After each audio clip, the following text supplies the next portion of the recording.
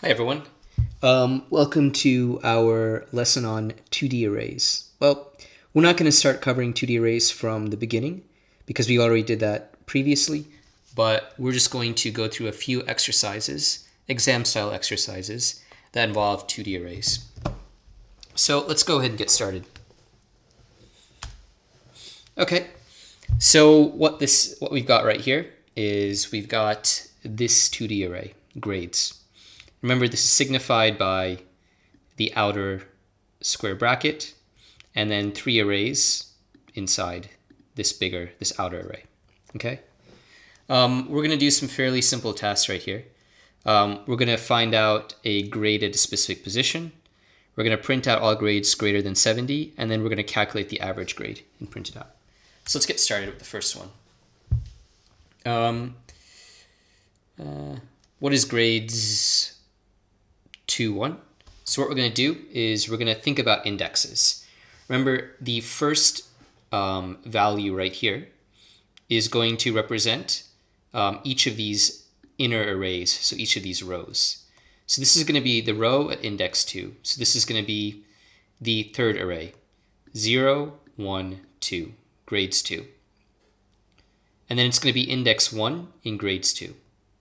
So 0, 1. So the answer is going to be 65. In this 2D array, just grades 2 would be this one. This would be grades 1, and this would be 0.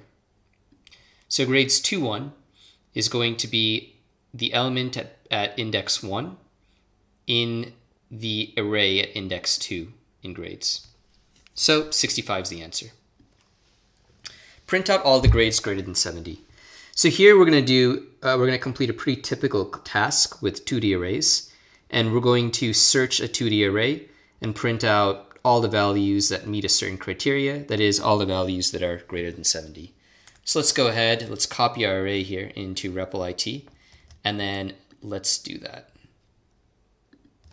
All right, so we've got our 2D array right here, and so basically for when we're searching through 2D arrays, we're always going to have 2 for loops, all right? One for loop to go this way, to look through the rows, and one for loop to look through everything in each row. So for row in range len of grades. So that means row is just going to change from 0 to 1 to 2. That's our first one. And then for column, in range len grades row. So what this means is that for example, we're going to start at row 0, row at index 0, and then go through everything in that row. Then row is going to change to 1. So we're going to go to the row at index 1 and then go through everything in that row using this loop.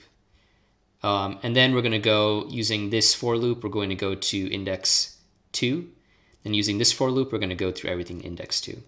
So this handles moving from here to here, downwards.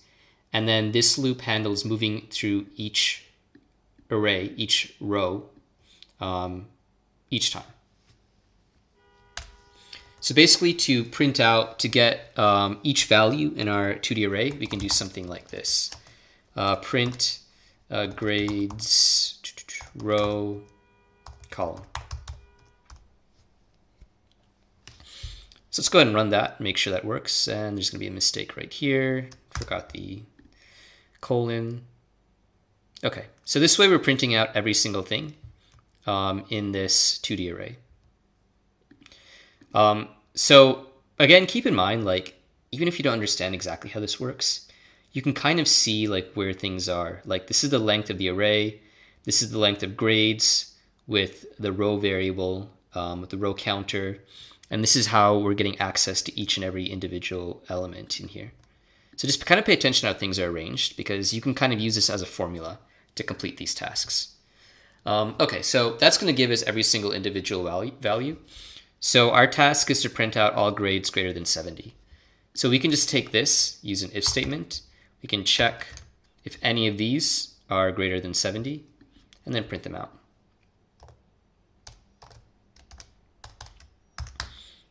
Print grades row column.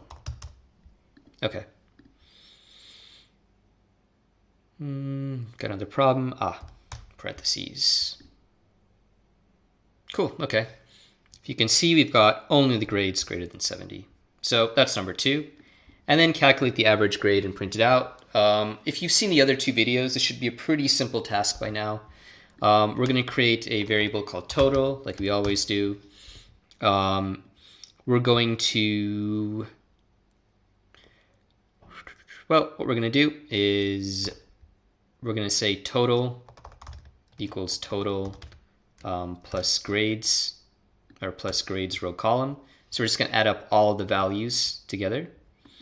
And then, so if you notice, we've got 3 different arrays, right? And in each of these arrays, we have the same number of elements. So, I mean, we've got 3 arrays of 5 elements. So really, like, our number of grades could just be len of grades, which would give us 3, times len of grades 1, for example, which would just give us 5. But we want to do it in a more general way, so we're going to say number of grades, and get the general number of grades here.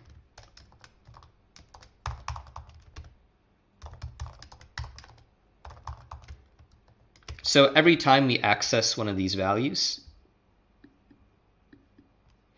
we're going to add 1 to number of grades. And then we can print the average, print total number of grades. Well, let's just create a variable first. Average equals total / number of grades. Print out average. And there we go. We've got a problem. Number of grades. So 0. Okay, cool. And that's our average, 65.4. Looks good. Again, if you're not familiar with how this works, go back to the totaling and counting video, because there's a pretty good explanation of how this works and why we use this. This is an example of counting. This is an example of totaling. They essentially work the exact same way, but it's worth reviewing. All right, so that was our exercise. We got a specific grade in the 2D array. We printed out all grades greater than 70 using 2 for loops. And we calculated the average grade by using the same construction, but just by using the totaling and counting concepts. So let's move on to our next exercise. Right here we've got a longer exercise that is much more exam style. So let's take a look at that. This is also kind of more akin to what you might see in a real world context, like if you were actually using 2D arrays in a real world computer program, as rare as that is in the IGCSE. So let's let's analyze this problem and see how this works. All right. We've got 2 arrays right here. We've got a 1D array called Instagram handles. And then we've got a 2D array with number of followers, 3 days. So basically what this means is, well, let's take a look at the prompt. The array Instagram handles contains the usernames for 3 Instagram accounts. So you've got prettygirl23, uglyboy92, and princess75. The 2D array number of followers 3 days contains the number of followers for each of these accounts in the first 3 days after starting their account. So this would be day 1, day 2, day 3. The index of each subarray, by subarray we mean each of these arrays inside the bigger array, so each of these, matches the index of the respective Instagram username in Instagram handles. So that means that this array, at number of followers 3 days, 0, matches this Instagram account, this one matches this Instagram account, and this one matches this Instagram account. So for example, the number of followers for Pretty Girl 23, this one right here, which is at Instagram handle 0, would be number of followers 3 days 0. So index 0, index 0. Index 1, index 1. Index 2, index 2. So how many users did uglyboy23 have on the second day after he started his account? So right here in Instagram handles, uglyboy92. We should make that uglyboy92 actually. It's a little strange. So uglyboy92 is at index 1 right here. So that means that all of his, the number of followers that he has, or he's had over the first 3 days, would be at index 1 for number of followers 3 days. So let's put this into Python and let's kind of play around with this just to get a greater understanding of how 2D arrays work, especially in this context.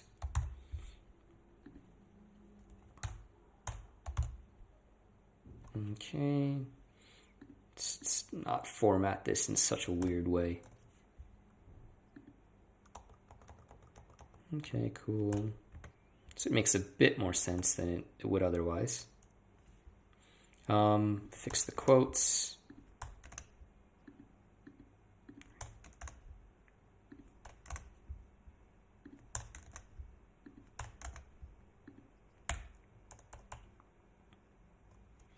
Okay. Well, so what we want to do is we want to find out how many users uglyboy92 had on the second day after he started his account. So really quick, if we wanted to print out just uglyboy92, we do print out Instagram handles 1. Okay. So let's go ahead and run that. You get uglyboy92. And then if we want to print out his followers for the first 3 days, remember the indices between this 2D array and this 1D array match up. So how that would work is we could just print out Instagram handles. Sorry, you could print out number followers 3 days. And then we could print, and then we would just write 1. See, these indices are the same. That's how that works. So let's do that. And then we're just getting this inner array right here, this array, 21, 210, 221. Now what we want to do is we want to print out how many followers he had. Followers is a better word for that. How many followers he had on the second day. So this being the second day. This is the first day, this is the second day, this is the third day. So the second day is going to be at index 1. So we're just going to print out number of followers. Well,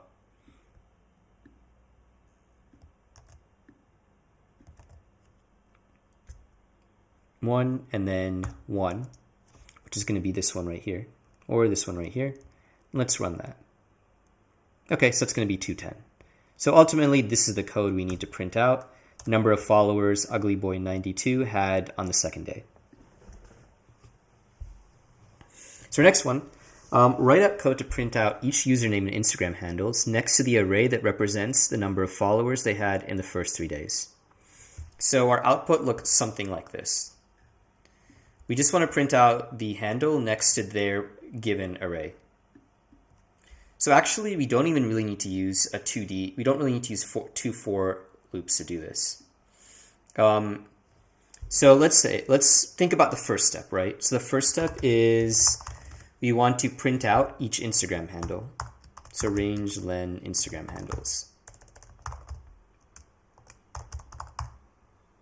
Okay. So if we just wanted to do that, then we could just do print Instagram handles. And then counter. And then we'd be done. Instagram handles is not defined. Spelling error. Okay, so we've got these. But remember, the counters for these, so 0, 1, 2, matches up their respective arrays in this 2D array. So if we want to print out the array for each one, kind of like how we did in our previous example, we would just do that, and then we could do number of followers.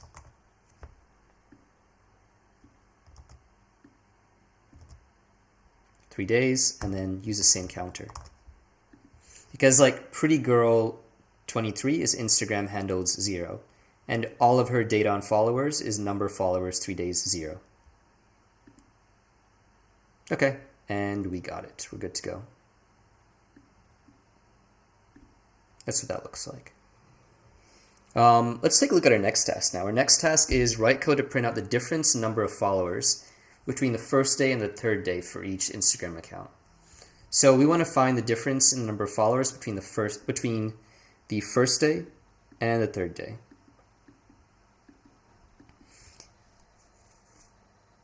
We should probably make this third day and first day because we're really looking for a positive value. It's probably kind of weird that I'm editing this exercise while I'm showing it to you, but I did write it myself, and exercises can always be improved. So, for example, right here for Pretty Girl 23, we want 100 minus 21. For Ugly Boy 92, we want 221 minus 21. For Princess 75, we want 10,312 minus 0. So let's go back to our code and see how we can do that. We're just getting the difference between the third day and the first day for each of our Instagram handles. So this part's going to stay the same, but basically what we want to do to calculate the difference is for each one, Instagram counter,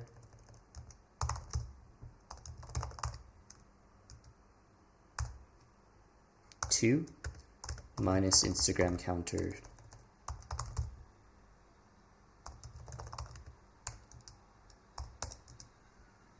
0, and then difference. So using this loop, we're going through each one of these 3 arrays using just this one for loop.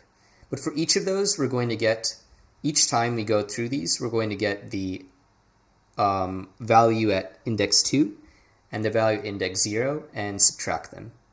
And we're going to do that for each of these. Let's just put this down here just to make it clear. And then we're just going to print it out. So let's go ahead and run that. Instagram is not defined. Instagram handles.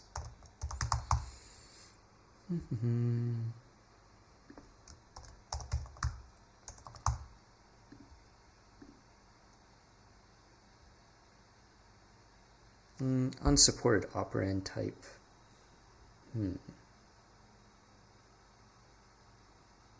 Okay. Sorry, I made a mistake. I was just using this array up here when I should have been using this array down here. It should be number of followers 3 days, right? Because after all, that is the 2D array.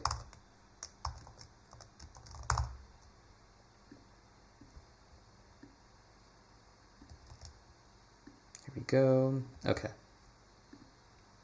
So just to reiterate, we're going to go through each array inside number of followers 3 days. And for each one of those, we're going to get the last value and the first value, and then subtract them from each other. All right, cool. And we got exactly what we want to get. So this is a good example because these types of long problems with a lot of explanation and just a lot of information are similar to what you're going to have to deal with on an actual IGCSE exam and in IGCSE style problems. Of course, you're going to have to write your answers in something called pseudocode, but this is still really good practice for when you do get to that point. Anyways, I hope this video was useful. Have a nice day.